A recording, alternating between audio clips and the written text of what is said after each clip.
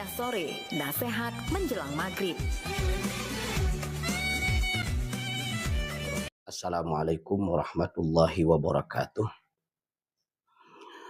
Alhamdulillah, segala puji bagi Allah subhanahu wa ta'ala. Wassalatu wassalamu ala rasulillah.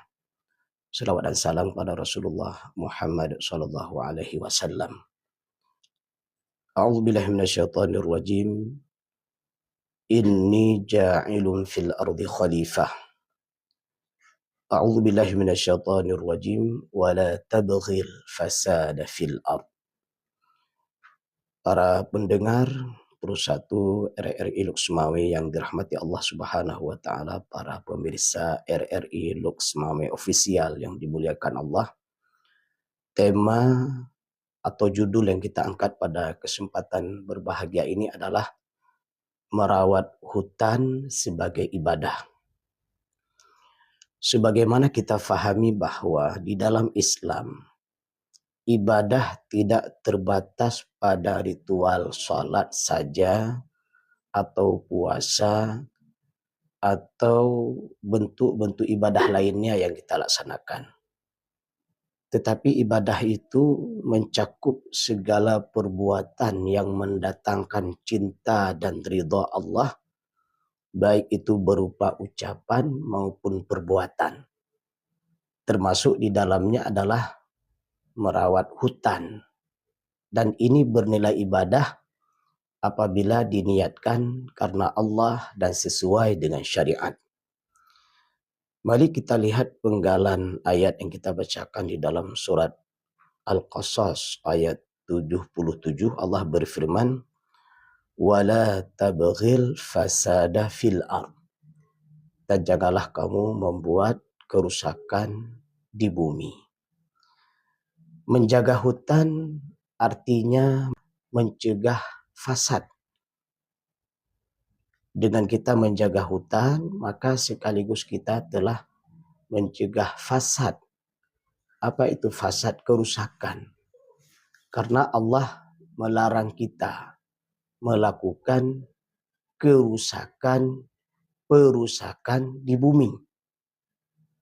Allah telah menciptakan bumi ini dengan teratur, terukur, terdata, yang semua itu memberikan manfaat. Maka setelah Allah Subhanahu wa taala menciptakan semua itu dengan teratur, dengan baik dan benar, maka Allah melarang manusia, wala tabghil fasada fil ard. Melarang manusia jangan melakukan kerusakan atau fasada.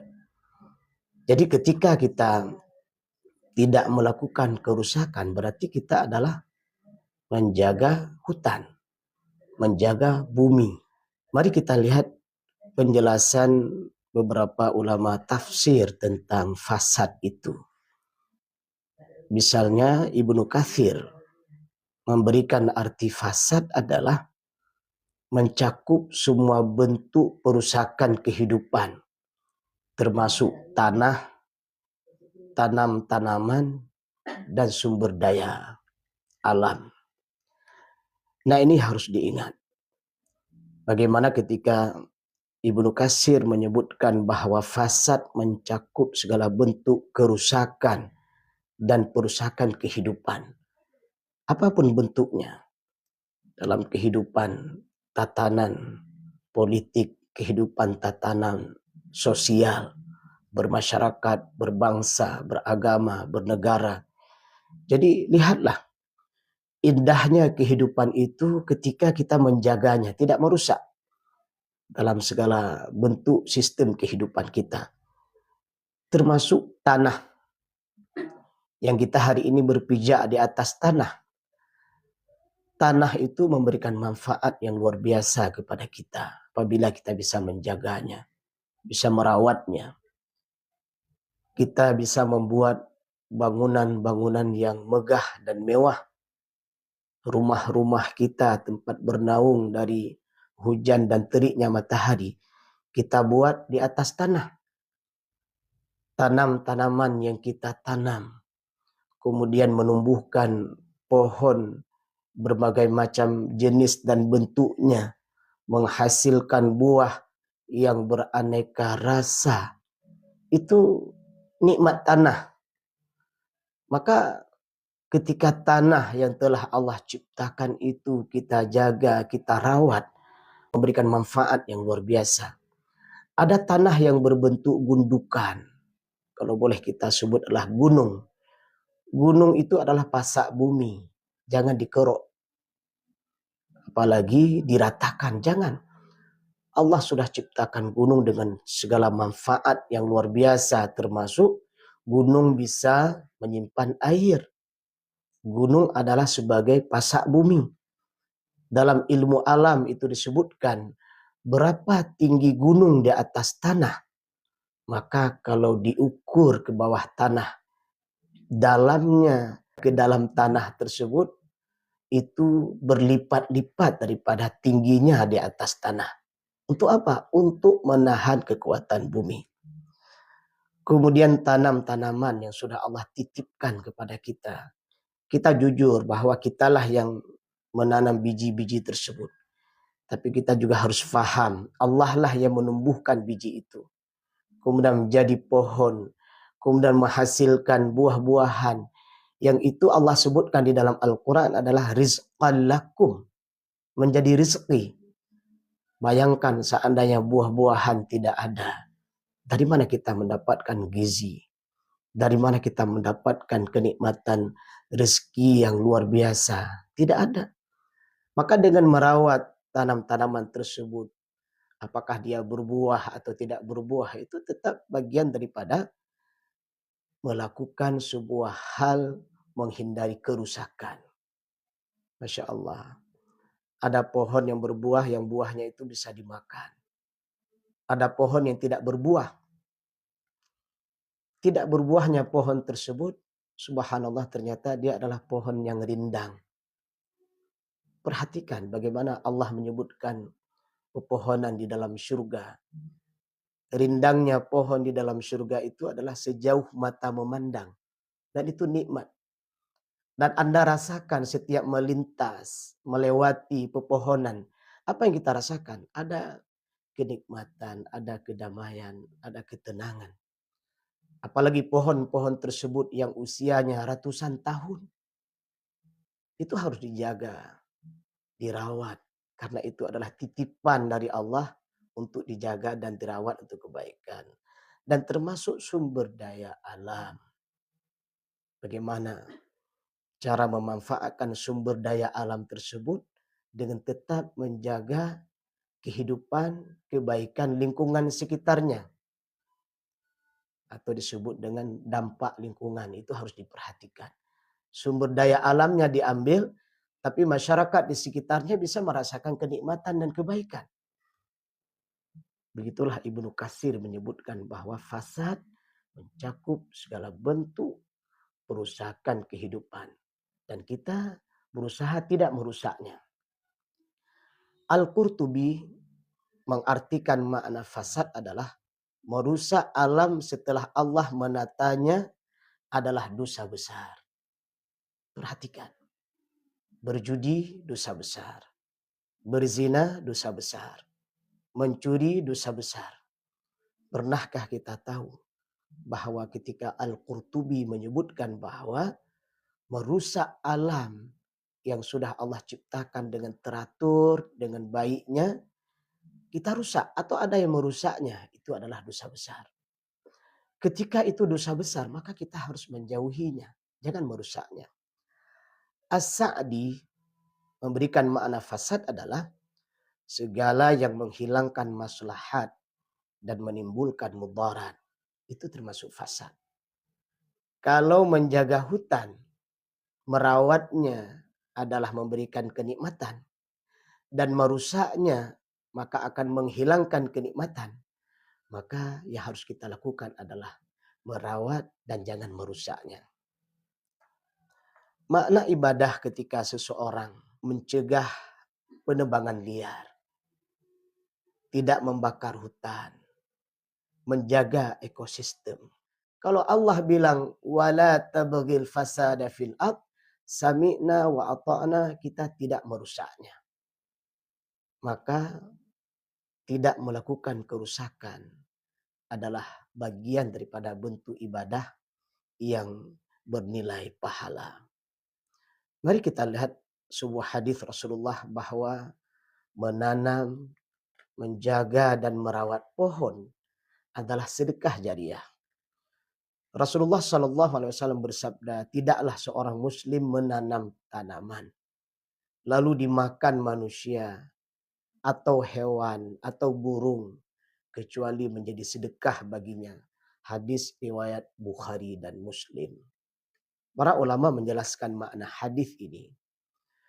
Pahala yang didapatkan oleh orang yang menanam pohon tersebut dan terus dimanfaatkan, maka itu akan menjadi sedekah jariah baginya. Masya Allah. Maka ketahuilah, orang-orang terdahulu yang telah menanam pohon tersebut yang usianya sampai ratusan tahun, maka setiap orang yang melewatinya itu akan menjadi pahala jariah bagi dia.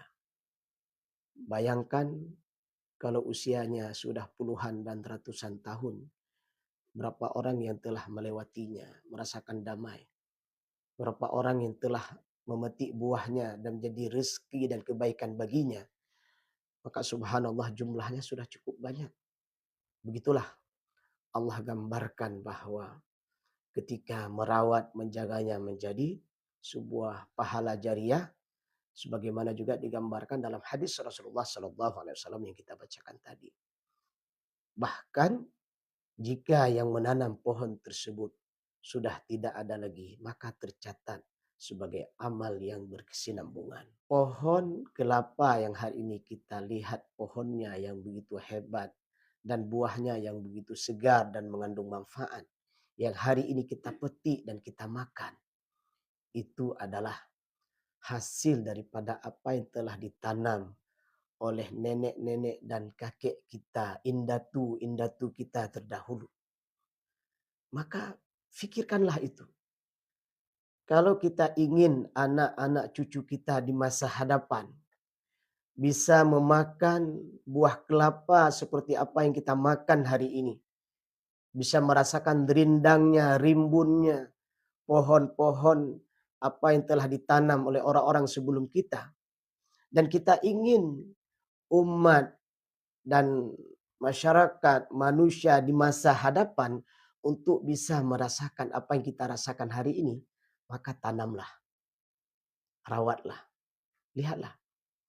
Ternyata menanam dan merawat pohon memberikan manfaat kepada yang menanamnya, memberikan manfaat kepada orang yang datang setelahnya dari generasi ke generasi. Dengan bahasa sederhana adalah satu pohon yang dia tanam, maka dia telah menyelamatkan beberapa generasi setelahnya. Dan ketahuilah, satu pohon yang ditebang sembarangan, tidak ada hak dia untuk menebangnya, menebang secara liar atau membakar secara liar, maka dia telah membinasakan dan merusak beberapa generasi setelahnya. Makna ibadah daripada merawat dan menjaga pohon adalah ada kebaikan dari pohon tersebut. Ia memberikan oksigen yang luar biasa dan itu bermanfaat bagi manusia. Kemudian makna ibadah daripada merawat dan menjaga pohon adalah di mana pohon tersebut bisa menjaga dan menyerap air. Masya Allah. Kemudian juga dengan alasan bermakna ibadah adalah menjadi tempat hidup makhluk Allah yang lain. Bukan hanya manusia. Ada banyak makhluk Allah yang hidup di pepohonan tersebut, atau di bawah pohon tersebut, atau di hutan belantara ada gajah. Maka kita tidak heran ketika hutan itu dirusak, maka kita telah merusak tempat kehidupan makhluk lain selain manusia. Bayangkan kalau gajah tersebut yang seharusnya hidup di hutan, kita rusak rumahnya. Maka dia turunlah ke rumah-rumah penduduk, maka rusaklah rumah penduduk. Karena binatang-binatang yang lain yang mereka menikmati kehidupannya di hutan, tapi dirusak. Bagaimana dengan makhluk-makhluk yang lain yang harus dilindungi tentunya? ada burung yang beraneka ragam jenisnya. Bahkan ada binatang-binatang yang lebih kecil dari itu. Jadi semua bentuk makhluk Allah itu salah satu tempat mereka hidupnya adalah di hutan. Maka ketika kita menjaga dan merawat hutan, maka kita telah menjaga kehidupan habitat yang lainnya, kehidupan makhluk yang lainnya selain manusia. Dan bahkan cukup menarik kita lihat. Ada beberapa suku ya manusia yang mereka hidupnya di hutan. Dan ada bahkan di antara mereka itu bisa membuat rumahnya di pohon besar tersebut, di, di pucuk hutan yang paling tinggi, di pucuk pohon yang paling tinggi. Lihatlah, mereka mungkin tidak hidup di perkotaan seperti kita, tapi mereka bisa merasakan nikmatnya hidup di hutan.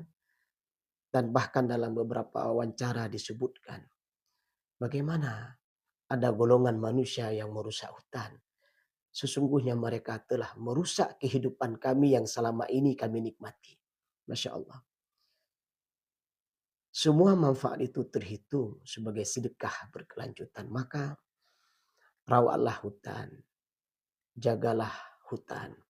Yang itu sekaligus kita telah melaksanakan apa yang Allah perintahkan kepada kita. Jangan merusak, berarti kita jaga. Kemudian dengan menjaga dan merawatnya, itu akan menjadi amal jariah kepada kita. Dan itu akan berbuah surga bagi orang yang menjaga dan merawat hutan. Semoga bermanfaat.